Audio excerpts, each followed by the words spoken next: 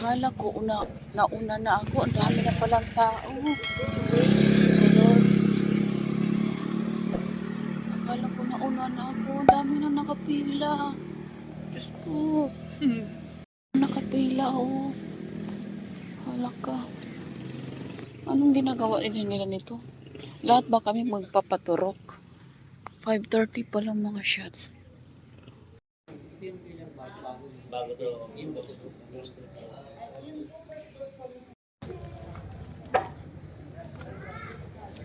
Thank you po.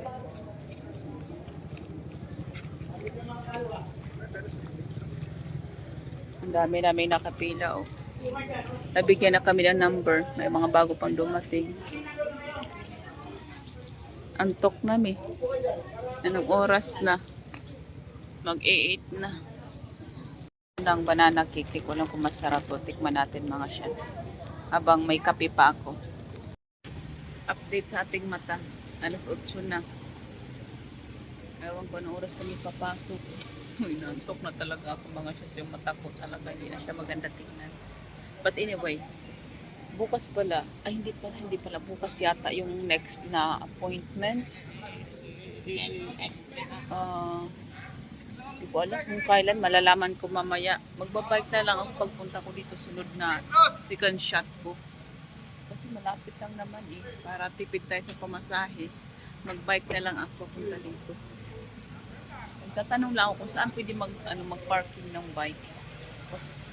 Parking sasakyan. Bike lang yung akin. Flag ceremony muna bago magbukas yung City Hall.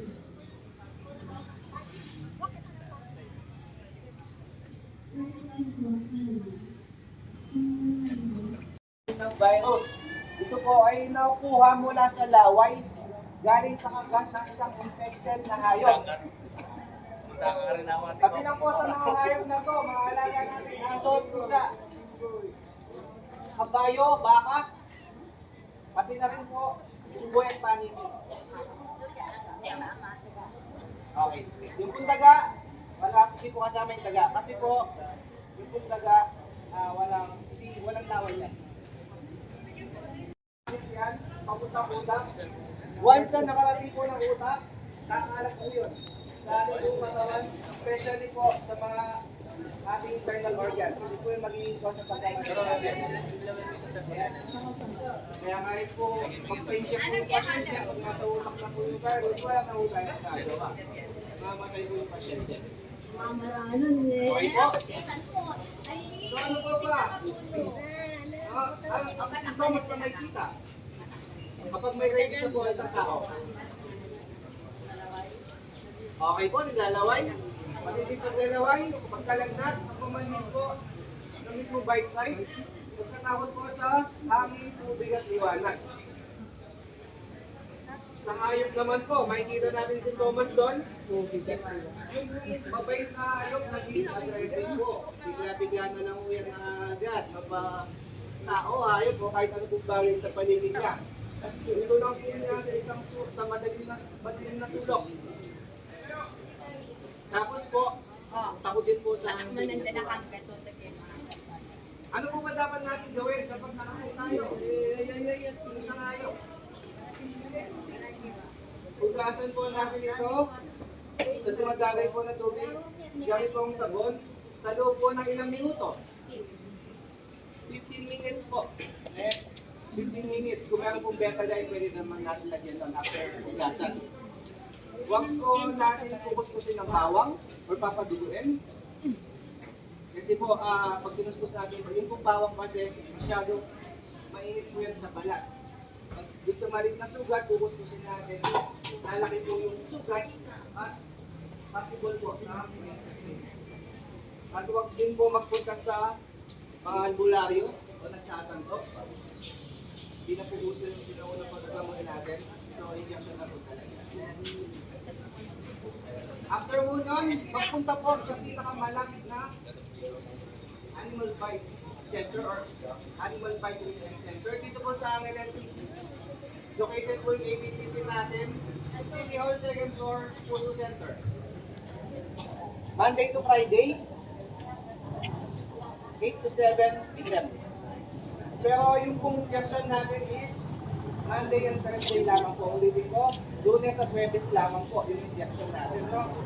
Wala akong pupunta ng Martes ng Lunes at Huwebes. Ano po yung requirement natin? Any government issued ID na nakalagay sa address, pero barangay ID, national ID, unit ID, student ID, driver's license, or voter's ID kung meron lang po. Isa lang po doon. Okay po. Ikaw, may mga IDs naman po lahat eh. Tapos po, hindi na po natin ina-advise sa magpila ng gabi o madaling araw yung mga pasyente. Pero po kasi, dati po kasi, madaling araw sila nagpipila. Ngayon po, pwede naman po, medyo maaga, huwag lang sobrang aga. Sakla, sige po, pagkatapos po yun, ano naman po ang gagawin? Itali po or tulong? Huwag pong kamimigay, no? Kasi kailangan po obserbahan yan ng 14 days or 2 weeks. Ano po bang gagawin natin? If ever na mawala yung hayop or mamatay. If ever mamatay ang hayop, huwag po basta-basta itatapon or ilibing. Kailangan po putulin yung ulo. At lagay po sa container na puno ng yelo. Kailangan po dalhin yun sa likod ng Kapitolyo San Fernando, RITM, para matestulod. Para malaman natin po ano po yung pinamatay ng hayop. Ito po sa Oranis. Okay po. Ganyan lang. At ugaliin po natin, maging responsable tayo pet owner. Ugaliin po natin na pabakunahan ng ating mga alaga taon-taon. Dito po sa City Hall, lang po tayo libreng bakuna sa alaga. City Vet Lockdown, Monday, Friday, 8 to 5 lang po.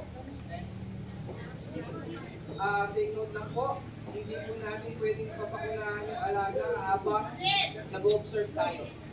Tapusin muna natin yung observation period na 2 weeks bago po natin papakunahan ang alaga.